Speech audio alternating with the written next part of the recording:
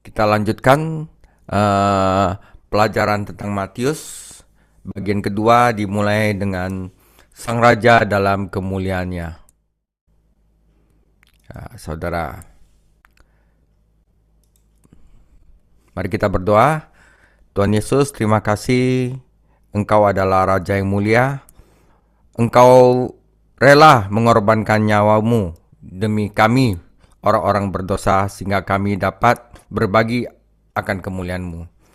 Terima kasih Tuhan Yesus.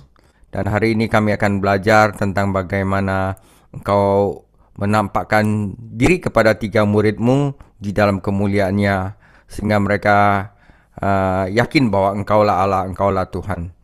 Demikian pula dengan kami. Tuhan Yesus, jauhkanlah kami daripada yang jahat, lepaskanlah kami dari pencobaan, karena Engkaulah yang punya kerajaan, kuasa, dan kemuliaan sampai selama-lamanya. Amin. Oke, Sang Raja dalam kemuliaannya. Sebelumnya Tuhan Yesus bertanya kepada Petrus, siapakah menurut kamu aku ini? Dan Petrus menjawab, Engkaulah Anak Allah yang hidup. Ya, Tuhan Yesus berkata, bukan dari manusia mengatakan kepadamu, tetapi dari Allah yang mengatakan kepadamu.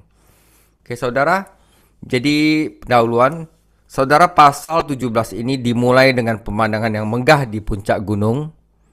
Ya, bukan megah juga, tapi menakjubkan di puncak gunung.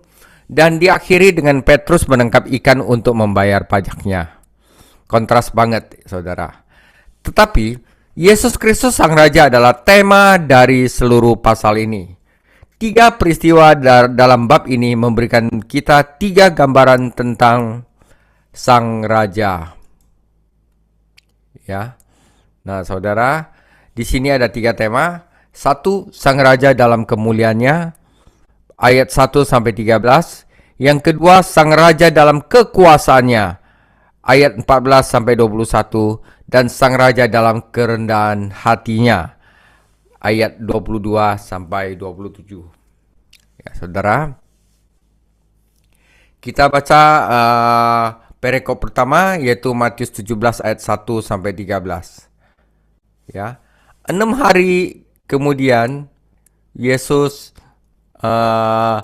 membawa Petrus, Yakobus, dan Yohanes saudaranya, dan bersama-sama dengan mereka ia naik ke sebuah gunung yang tinggi. Di situ mereka sendiri saja. Lalu Yesus berubah rupa di depan mata mereka. Wajahnya bercahaya seperti matahari, dan pakaiannya menjadi putih bersinar seperti terang. Maka nampak kepada mereka Musa dan Elia sedang berbicara dengan dia. Kata Petrus kepada Yesus, Tuhan, betapa bahagianya kami berada di tempat ini. Jika engkau mau, biarlah kudirikan di sini 3 kemah, 1 untuk engkau, 1 untuk Musa, dan 1 untuk Elia. Dan tiba-tiba sedang ia berkata-kata, turunlah awan yang terang menaungi mereka, dan dari dalam awan itu terdengar suara yang berkata, inilah anak yang kukasihi, kepadanyalah aku berkenan, dengarkanlah dia.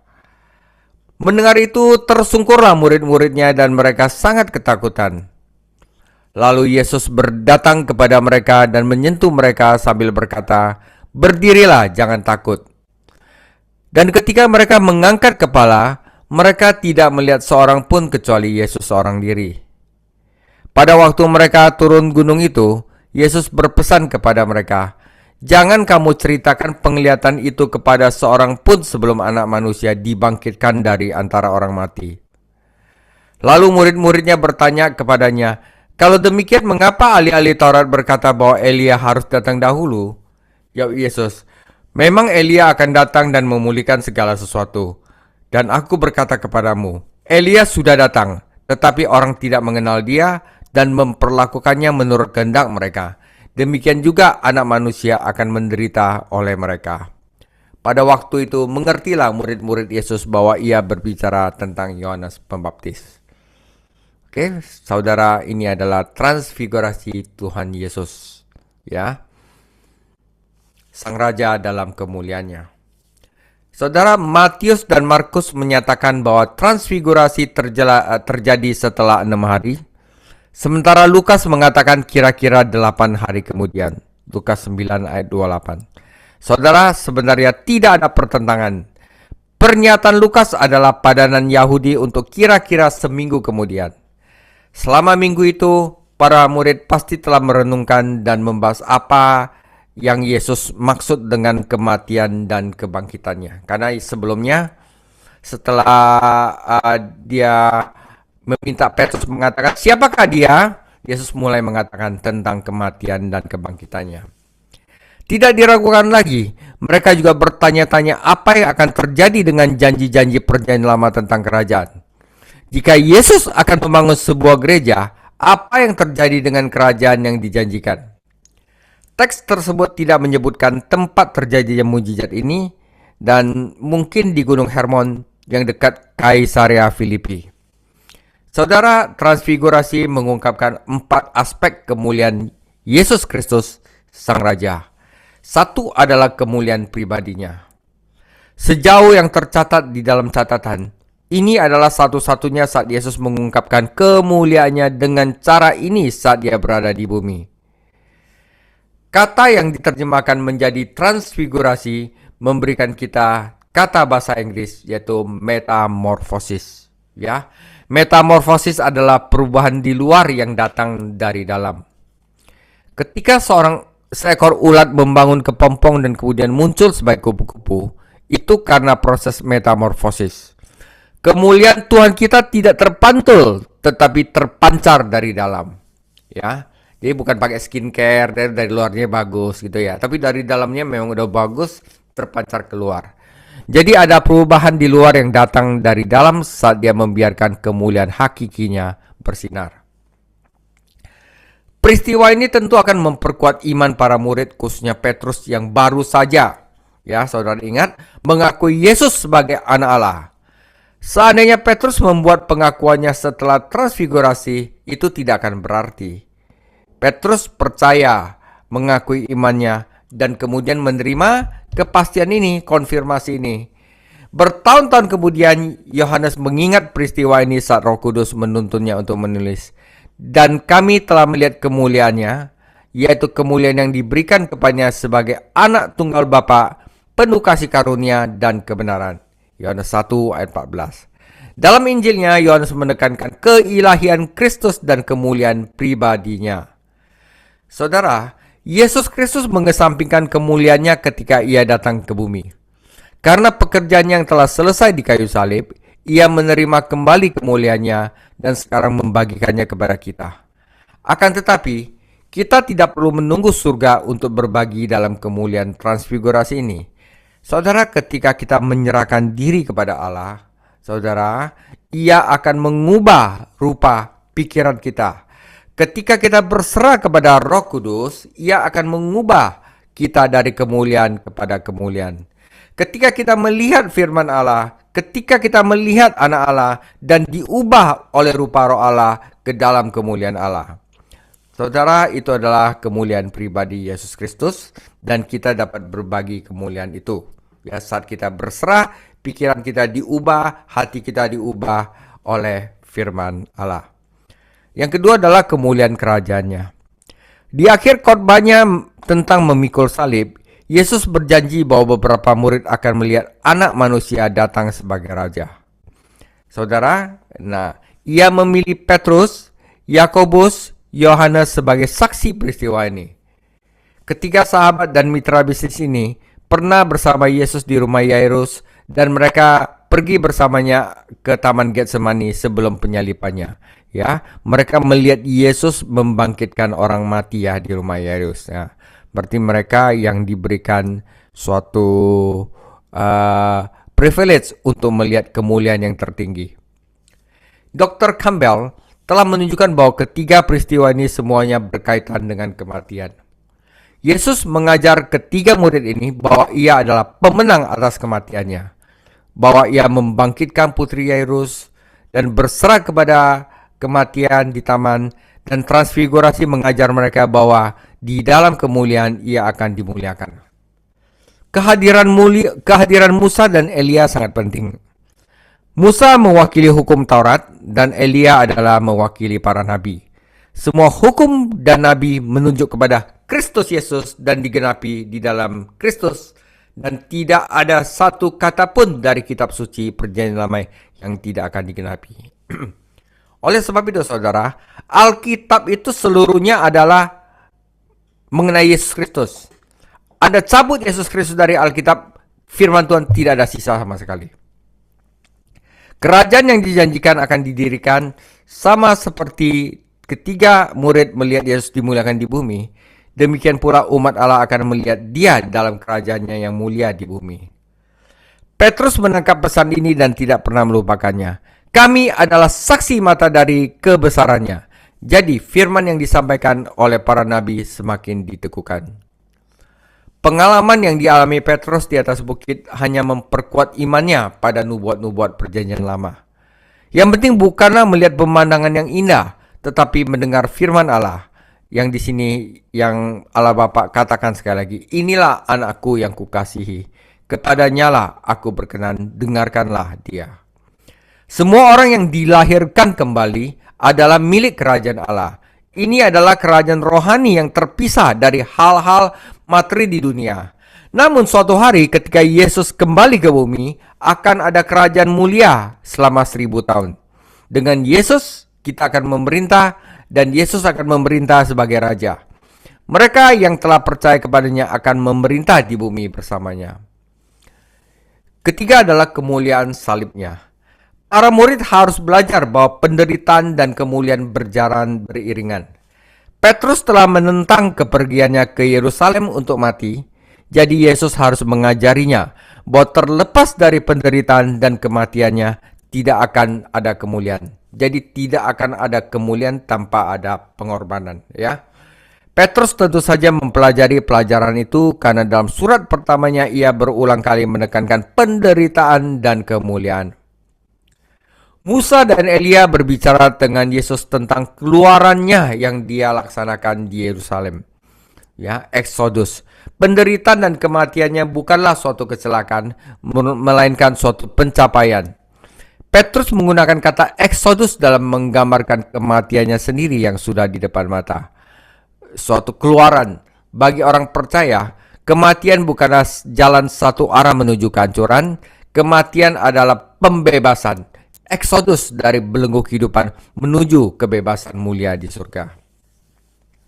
Yang keempat adalah kemuliaan dari penyerahan dirinya.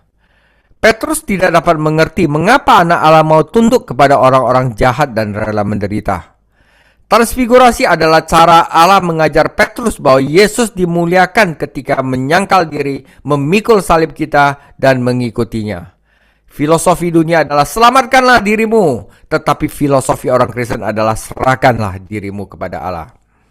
Saat ia berdiri di sana dalam kemuliaan, Yesus membuktikan kepada ketiga muridnya bahwa penyerahan diri selalu menuntun kepada pemulihan. Pertama penderitaan, lalu kemuliaan, pertama salib, lalu mahkota. Masing-masing dari ketiga murid itu membutuhkan kebenaran penting ini. Yakobus adalah murid pertama yang meninggal.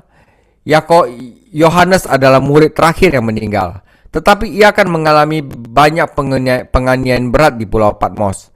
Petrus akan mengalami banyak penderitaan dan pada akhirnya ia menyerahkan hidupnya bagi Kristus. Petrus menentang salib ketika Yesus pertama kali menyebut kematiannya. Di taman itu ia menggunakan pedangnya untuk membela Yesus. Bahkan di Gunung Transfigurasi, Petrus mencoba memberitahu Yesus apa yang harus dilakukan. Ia ingin membangun 3 pondok untuk Yesus, Musa, dan Elia, sehingga mereka semua dapat tinggal di sana dan menikmati kemuliaan. Namun Bapa menyela Petrus dan memberikan arahan lain. Dengarkanlah dia. Bapa tidak akan mengizinkan putra yang terkasih disejajarkan dengan Musa dan Elia. Hanya Yesus adalah pola Allah. Ketika Yesus dan ketiga muridnya turun dari puncak gunung, ia memperingatkan mereka untuk tidak mengungkapkan apa yang telah mereka lihat, bahkan kepada 9 murid lainnya. Namun ketiga orang itu masih bingung. Mereka telah diajari bahwa Elia akan datang terlebih dahulu untuk mempersiapkan berdirinya kerajaan. Apakah kehadiran Elia di gunung merupakan penggenapan nubuat ini yang ada di Maleakhi? Dan Yesus memberikan 2 jawaban atas pertanyaan mereka. Ya, Elia akan datang seperti yang dijanjikan pada Malaikat 4 ayat 5-6. Namun secara rohani, Elia sudah datang dalam pribadi Yohanes Pembaptis. Bangsa itu mengizinkan Yohanes dibunuh dan meminta Yesus dibunuh. Namun rencana Allah akan terpenuhi meskipun ada perbuatan para pemimpin yang berdosa. Kapan Elia akan datang untuk memulihkan segala sesuatu? Sebagian orang percaya bahwa Elia akan menjadi salah satu dari dua saksi yang pelayanannya dijelaskan di dalam Wahyu 11. Yang lain percaya bahwa nubuat itu digenapi dalam pelayanan Yohanes Pembaptis, sehingga tidak akan ada kedatangan Elia di masa mendatang. Saudara, itu adalah sang raja dalam kemuliaannya. Itu bertujuan untuk memperkuat iman murid-muridnya ketika Yesus mengalami kematian, bahwa nggak usah takut, saya ini Tuhan. Ya, seperti itu juga akan menguatkan iman kita kalau kita mengalami masa sulit di dunia ini. Kita harusnya tidak usah takut, karena Yesus yang kita percaya adalah Tuhan. Ya, saudara, bagian kedua adalah Matius 17 ayat 14-21. Ketika Yesus dan murid-muridnya kembali kepada orang banyak itu, datanglah seorang mendapatkan Yesus dan menyembah. Katanya, "Tuhan, kasihanilah anakku. Ia sakit ayan dan sangat menderita. Ia sering jatuh ke dalam api dan juga sering ke dalam air. Aku sudah membawanya kepada murid-muridmu, tetapi mereka tidak dapat menyembuhkannya." Maka kata Yesus, "Hai kamu angkatan yang tidak percaya dan yang sesat, berapa lama lagi aku harus tinggal di antara kamu? Berapa lama lagi aku harus sabar terhadap kamu? Bawa anak itu kemari." Dengan keras Yesus menegur dia, lalu keluarlah setan itu daripadanya, dan anak itu pun sembuh seketika itu juga. Kemudian murid-murid Yesus datang, dan ketika mereka sendirian dengan dia, bertanyalah mereka, "Mengapa kami tidak dapat mengusir setan itu?" Ia berkata kepada mereka, "Karena kamu kurang percaya. Sebab aku berkata kepadamu, sesungguhnya sekiranya kamu mempunyai iman sebesar biji sesawi saja, kamu dapat berkata kepada gunung ini, pindah dari tempat ini ke sana, maka gunung itu akan pindah dan tak akan ada yang mustahil bagimu." Ayat 21 dalam kurung, jenis ini tidak dapat diusir kecuali dengan berdoa dan berpuasa. Nah, ya, kira-kira ini fotonya, saudara. Nah, sang raja di dalam kekuasaannya. Kita beranjak dari gunung kemuliaan ke lembah kebutuhan. Kemunculan Yesus dan ketiga muridnya secara tiba-tiba mengejutkan orang banyak. Ayah yang putus asa itu membawa putranya yang kerasukan setan kepada kesembilan muridnya, memohon agar mereka menyelamatkannya, tetapi mereka tidak bisa. Para ahli Taurat telah menyadari kegagalan mereka dan menggunakannya sebagai alasan untuk berdebat. Dan sementara para murid membela diri mereka sendiri dan para ahli Taurat menuduh mereka, setan itu hampir membunuh anak laki-laki yang tak berdaya itu. Ketika kita membandingkan kisah-kisah Injil tentang kejadian dramatis ini, kita menemukan bahwa anak laki-laki satu-satunya ini memang dalam kesulitan dan bahaya besar. Matius mencatat bahwa anak laki-laki itu menderita ayan atau epilepsi atau gila, sangat sakit dan ingin bunuh diri, suka jatuh ke dalam air atau ke dalam api. Markus menggambarkannya sebagai seorang bisu yang sering jatuh ke tanah dengan mulut berbusa dan menggertakkan gigi. Setelah kejadian ini, anak laki-laki itu akan mengalami semacam kayak suatu kekakuan tubuh. Dr. Lukas berkata bahwa anak laki-laki itu adalah anak tunggal dan ia akan berteriak saat mengalami kejang-kejang tersebut. Meskipun beberapa gejala itu dapat disebabkan oleh hal-hal yang wajar, anak laki-laki ini berada di bawah kekuasaan setan. Para murid tidak berdaya untuk melakukan apapun, tak heran sang ayah bergegas menghampiri kaki Yesus. Tanggapan pertama Tuhan Yesus adalah kesedihan. Saat ia melihat para murid yang malu, para ahli Taurat yang berdebat, dan ayah serta anak yang membutuhkan pertolongan, ia mengerang dalam hatinya berkatakan, "Berapa lama lagi aku harus tinggal di antara kamu dan sabar terhadap kamu?" Saudara, ketidakpercayaan dan kesesatan rohani mereka merupakan beban baginya. Apa yang harus Tuhan kita rasakan saat ia melihat orang-orang yang percaya tidak berdaya saat ini? Yesus membebaskan anak laki-laki itu dan memberikan roh itu untuk tidak pernah kembali kepadanya. Setan itu mencoba suatu lemparan terakhir, seperti dikatakan Spurgeon, sehingga orang banyak mengira anak laki-laki itu sudah mati. Ya, ini ada di Markus. Tetapi Yesus mengangkat anak itu dan menyerahkannya kepada bapaknya, sementara orang heran dan memuliakan Allah. Saudara, 9 murid seharusnya mampu mengusir setan. Yesus telah memberi mereka kuasa dan otoritas ini. Tetapi entah bagaimana mereka telah kehilangan kuasa mereka.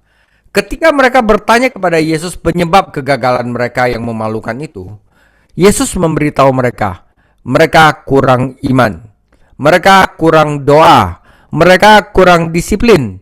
Nah, Matius 17 ayat 21, meskipun ayat ini tidak ditemukan dalam banyak naskah, tetapi ini memberitahukan mereka bahwa mereka kurang doa, kurang disiplin, dan kurang iman. Mungkin 9 orang itu mungkin iri karena mereka tidak dipanggil untuk pergi ke puncak gunung bersama Yesus. Selama Tuhan tidak ada, mereka mulai memanjakan diri sendiri. Mereka mulai mengabaikan doa. Iman mereka melemah. Kemudian ketika krisis datang, mereka tidak siap. Seperti Simpson, mereka pergi berperang tanpa menyadari bahwa kekuatan mereka telah hilang. Dari contoh mereka, kita melihat pentingnya kita setiap minggu menjaga kesehatan rohani kita. Ya, salah satunya pendalaman Alkitab. Kita harus ada doa setiap hari. Ya, itu penting, saudara. Biar iman kita semakin tumbuh, biar doa kita semakin lancar, dan disiplin kita semakin baik. Iman seperti biji sawi tidak hanya menunjukkan ukuran. Allah akan menghargai iman yang kecil sekalipun, tetapi juga kehidupan dan pertumbuhan. Iman seperti biji sesawi adalah iman yang hidup, yang dipelihara dan bertumbuh. Iman harus dipupuk sehingga bertumbuh dan melakukan perbuatan yang lebih besar bagi Allah. Jika ke-9 murid itu berdoa, mendisiplinkan diri, dan merenungkan firman Tuhan, mereka pasti bisa mengusir setan dan menyelamatkan anak laki-laki itu. Seluruh adegan ini menggambarkan apa yang akan Yesus lakukan ketika dia meninggalkan kemuliaan surga untuk datang ke bumi. Dia akan mengalahkan setan dan mengikatnya selama 1000 tahun. Saudara, itu adalah raja dalam kekuasaannya. Bagian ketiga adalah raja dalam kerendahan hatinya. Pada waktu Yesus dan murid-muridnya bersama-sama di Galilea, ia berkata kepada mereka, "Anak manusia akan diserahkan ke dalam tangan manusia, dan mereka akan membunuh dia, dan pada hari ketiga ia akan dibangkitkan." Maka hati murid-muridnya itu pun sedih sekali. Ketika Yesus dan murid-muridnya tiba di Kapernaum, datanglah pemungut bea bait Allah kepada Petrus dan berkata, "Apakah gurumu tidak membayar bea 2 dirham itu?"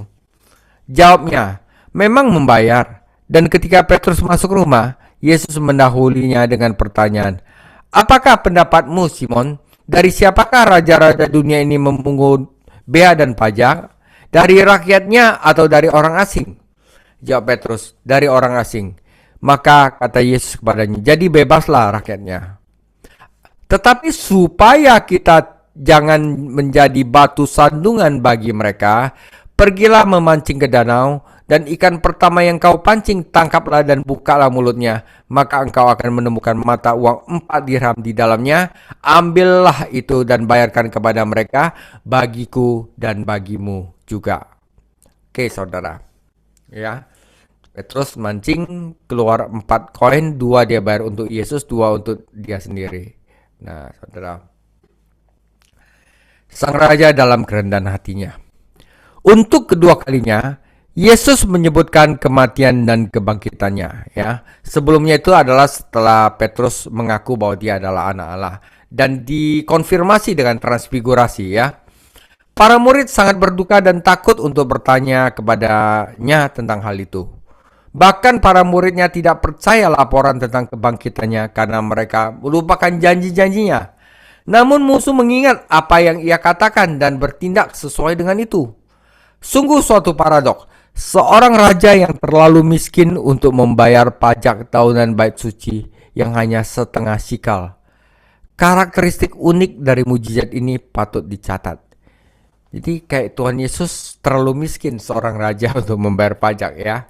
Nah, hal ini hanya dicatat di dalam Matius, saudara. Matius, mantan pemungut cukai, menulis Injil tentang sang raja, dan mujizat ini meneguhkan kedudukan Tuhan kita sebagai raja.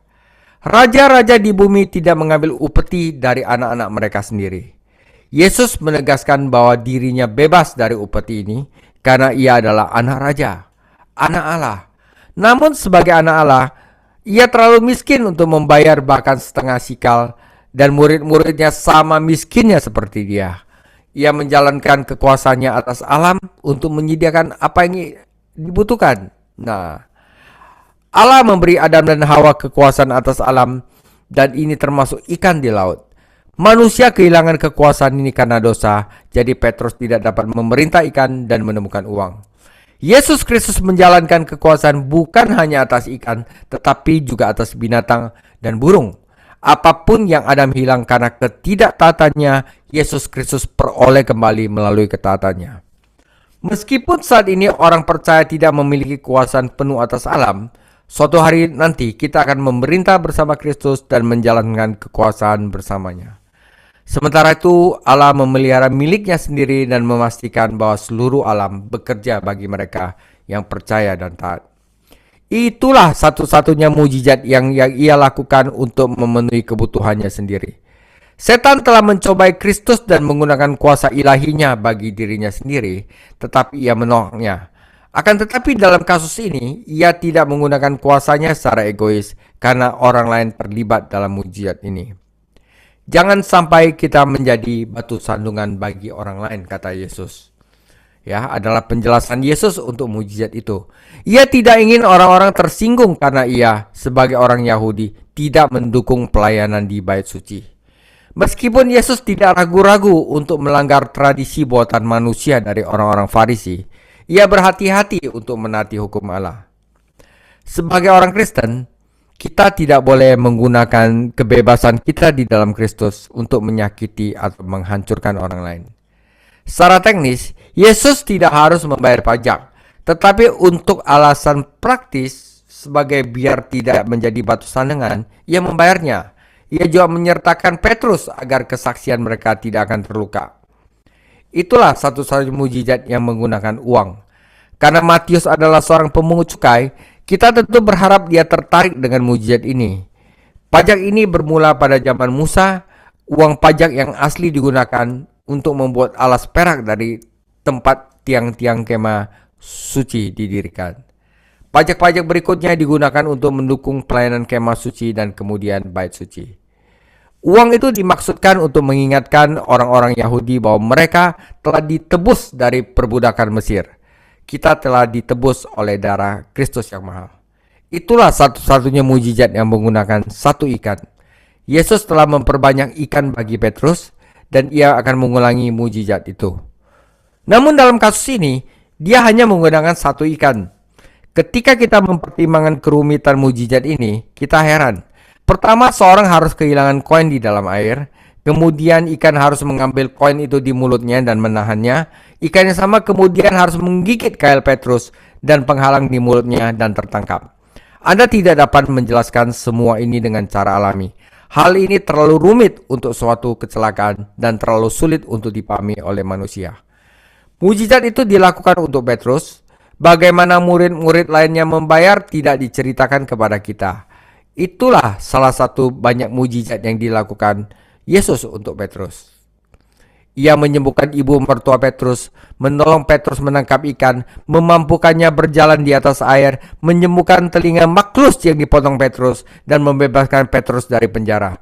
Tidak heran Petrus menulis, "Serahkanlah segala kekhawatiranmu kepadanya, sebab ia yang memelihara kamu." Yesus mengetahui kebutuhan Petrus dan mampu memenuhi kebutuhan itu. Petrus mengira masalahnya akan terpecahkan ketika ia memasuki rumah. Namun sebelum ia dapat memberitahu Yesus apa yang harus dilakukan, Yesus mendahulinya memberitahu apa yang harus dilakukannya. Allah Bapa telah menyela pembicaraan Petrus di gunung. Dan sekarang anak Allah harus menyela pembicaraan Petrus di rumah. Kalau saja kita mau membiarkan Yesus yang memberikan petunjuk, bukannya kita yang mulai untuk memberikan ide kita, kita akan melihat Dia akan memenuhi kebutuhan kita untuk kemuliaannya. Saudara, firman Allah harus mendahului apa yang ada di pikiran kita. Itulah satu-satunya mujizat yang hasilnya tak tercatat. Kita akan mengharapkan ayat lain yang berbunyi, "Makalah, pergilah Petrus ke danau lalu memancing ikan dan menangkapnya." Dan setelah ia membuka mulut ikan itu, ia menemukan sekeping uang logam di dalamnya. Lalu ia membayar bea bait Allah untuk dirinya dan untuk Yesus. Tetapi Matius 17 ayat 28 tidak ada di sana. Lalu bagaimana kita tahu mujizat itu terjadi? Karena Yesus berkata itu akan terjadi. Tidak ada satupun dari segala yang baik yang dijanjikannya tidak terpenuhi. Kita harus memuji Petrus atas imannya.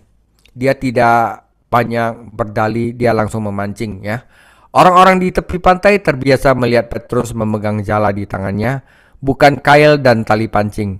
Tetapi Petrus beriman kepada apa yang Yesus katakan, kepada firman Tuhan, dan Tuhan menghargai iman itu. Saudara, pelajaran penting, jika kita percaya pada Sang Raja, seperti Petrus percaya kepada Sang Raja, Dia pasti akan memenuhi kebutuhan kita saat kita menaati firman-Nya. Bagaimanapun juga, Dia adalah anak Allah. Dia pada saat transfigurasi, sesuatu yang menakjubkan di atas gunung, Sang Allah Bapa berkata, "Inilah anakku yang kukasih, kepadanya aku berkenan."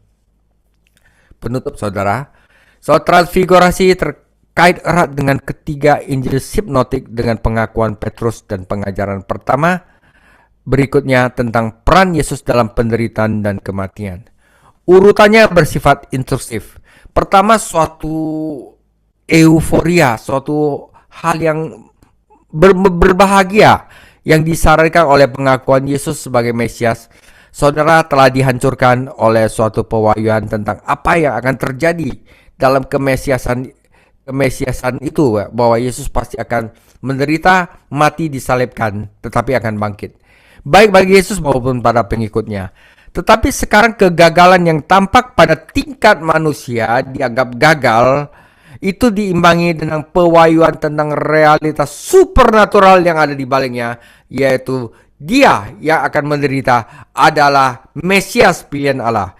Putranya yang sifatnya sejati terungkap dalam transfigurasi kemuliaan ilahinya.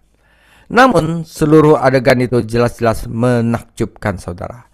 Cahayanya, kecemerlangannya, awan, suara dari surga, ketakutan para murid, dan kemunculan serta lenyapnya tiba-tiba orang-orang dari masa lampau, yaitu Musa dan Elia. Saudara, tidak ada yang seperti itu terjadi di tempat lain dalam Injil, bahkan dalam penampakan Yesus setelah kebangkitan. Saudara, ini adalah pasal yang paling penting, itu akan menguatkan iman para murid-muridnya dan juga menguatkan iman kita bahwa yang kita sembah adalah anak Allah yang maha kuasa. Anak Allah yang telah menunjukkan kemuliaannya, menunjukkan kekuasaannya, dan juga menunjukkan kerendahan hatinya. Tuhan Yesus memberkati. Minggu depan kita akan lanjutkan kepada Sang Raja mengajarkan prinsip persatuan dan keharmonisan umat Allah. Tuhan Yesus memberkati.